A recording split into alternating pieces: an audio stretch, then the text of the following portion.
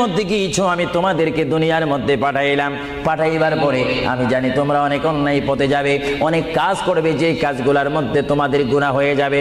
বান্দা তোমরা গুনাহ করবে তাও আমি ভালো মতো জানি, তোমরা পাপ করবে তাও আমি ভালো মতো জানি।